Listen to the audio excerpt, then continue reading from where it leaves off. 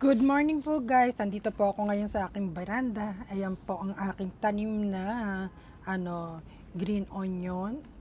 So galing po yan sa mga pinagtabasan lang ng tangkay. Ito yung dati kong green onion, naka ilang harvest na po ako diyan. Kaya kumbaga isagad na siya, papalitan ko na siya pagka maganda na yung panahon.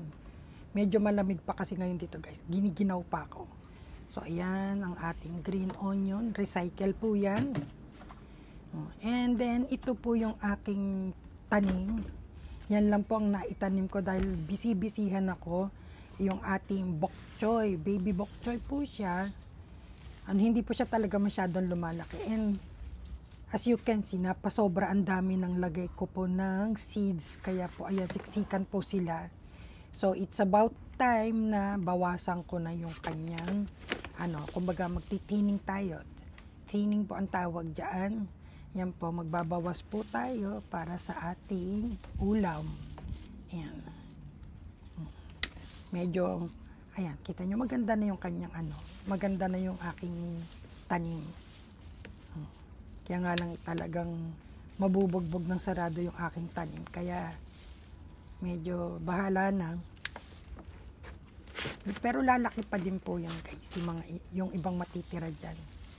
Tinatanggal ko lang po talaga yung para hindi sila masyadong magsiksikan. Makahinga naman siya ng ayos. So ayan. Madami din akong makaharvest dyan guys.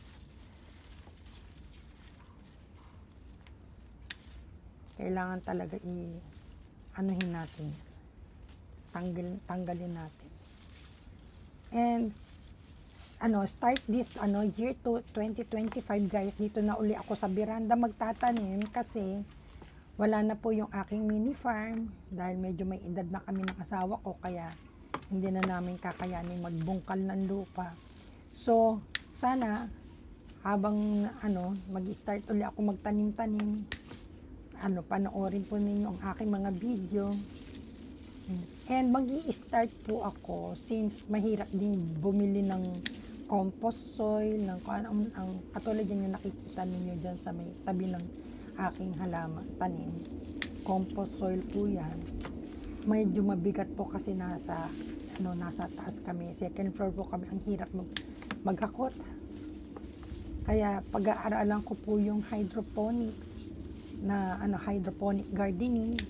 Kung nanonood po din ako ng mga tutorial dito sa YouTube.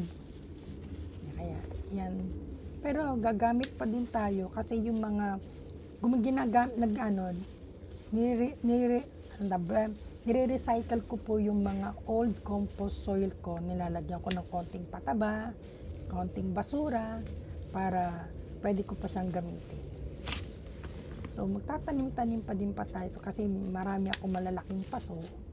So, pwede ako magtanim dyan siguro ng carrot, yung mga yung carrot, radish, yung mga Pero yung hydroponic gardening na uumpisahan ko is sa ko po siya gagawin. Kumbaga, yung mga leafy vegetable po, katulad niyan. So, sa susunod po pagtatanim ko ng bok choy, sa hydroponic system na po ang gagawin ko. Pero yung simple lang po, kasi napakaliit lang po talaga ng aking space para po sa pagtatanim. Mahilig lang po talaga akong magtanim. Kaya, so, ayan.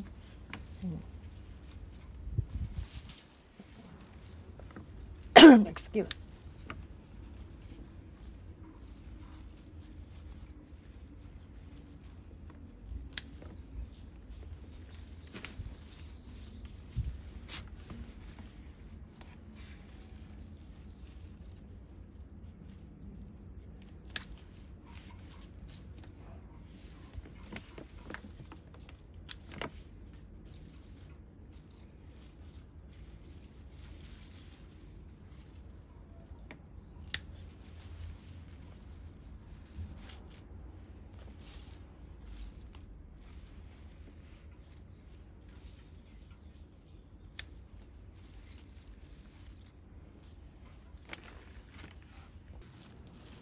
So yan dito guys, nilagay ko na siya sa ibabaw nung nung aircon, kasi masakit na yung aking balakang tsaka tuhod, kaya nilagay ko siya sa medyo mataas na lugar para ko siya, mabawasan ko, hindi ako mahirapan. So ayan, napakadami kasi niya guys, kaya kailangan ko talagang bawasan siya para lumaki naman siya ng ayos. Although pwede naman siya nakainin lahat, kaya lang talagang gusto ko rin siya kahit papaano lumaki. Ang sarap lang talaga guys na yung ang tanim mo from garden to table, talaga ang sarap. And alam mo talaga kung malinis, kung ano yung nilalagay mo, kung ano yung tubig na pinagdidilig mo, 'di ba? As in, alam ko talaga. Kaya ilang taon din kaming hindi bumibili ng gulay. Kaya lang last year medyo nagulat na ako sa presyo ng mga gulay, kaya naisipan ko uli magtatanim-tanim uli ako diyan dito sa aking beranda para naman makabawas din sa konting gastusin, dahil as in mahilig talaga ako sa gulay, and at the same time mahilig akong magtanim talaga ng gulay. So nalilibang na ako, and at the same time nakakatipid tayo guys, di ba?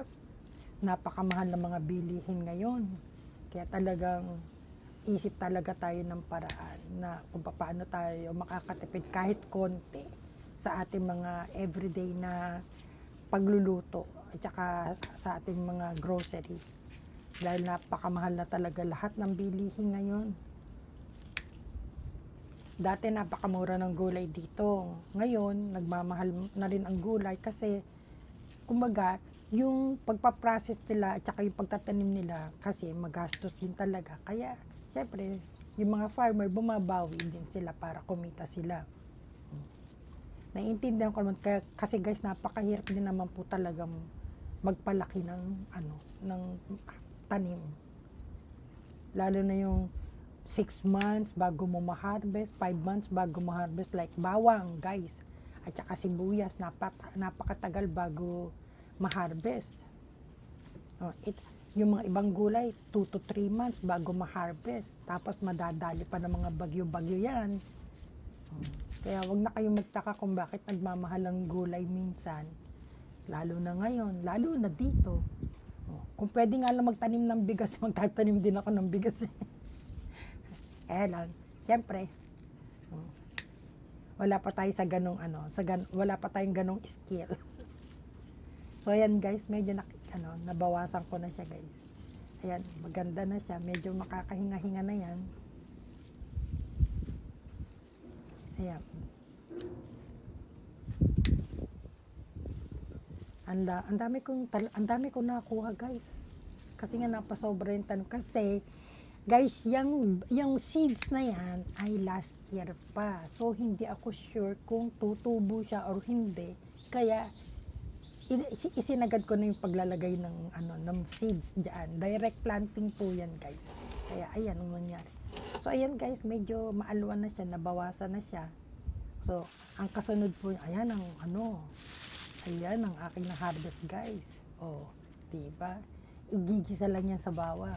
And ito po guys, pagkatapos na magbawas, make sure na didiligan nyo, dahil kumbaga ina-istorbo natin yung ating tanim.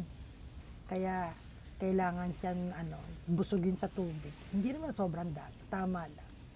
Kasi nabugbog yun at nabugbog yung mga ugat.